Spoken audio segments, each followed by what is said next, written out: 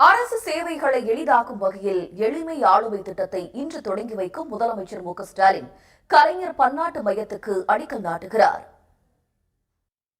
மாநிலங்களவை தேர்தலில் திமுக வேட்பாளராக பி. Wilson, S. சிவலிங்கம், கவிஞர் சல்மா ஆகியோர் அறிவிக்கப்பட்டிருக்கிறார்கள்.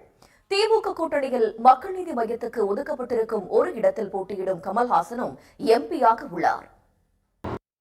தேமுதிகவுக்கு மாநிலங்களவை சீட் வழங்குவதா என்பது தொடர்பாக அதிமுக பொதுச் செயலாளர் எடப்பாடி பழனிசாமி இன்று ஆலோசனை நடத்துகிறார்.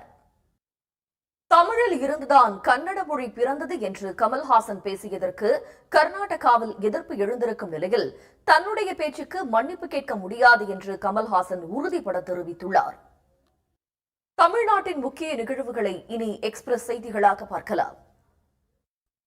தனது அதிர வைக்கும் குரலால் கேரளாவை கலக்கி வரும் ராப் இசைப்பாடகர் வேடன் இந்துத்துவ அமைப்புகளின் எதிர்ப்பால் அகில இந்திய அளவில் பிரபலமாகியிருக்கிறார்.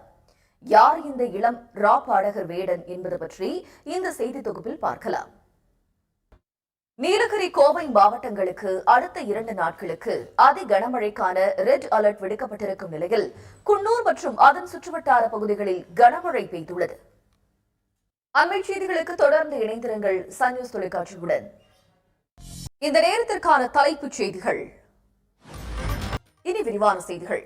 அரசு சேவைகளை எளிதாக்கும் வகையில் எளிமை ஆளுமை திட்டத்தை இன்று தொடங்கி வைக்கும் முதலமைச்சர் மு ஸ்டாலின் கலைஞர் பன்னாட்டு மையத்திற்கும் அடிக்கல் நாட்டுகிறார்.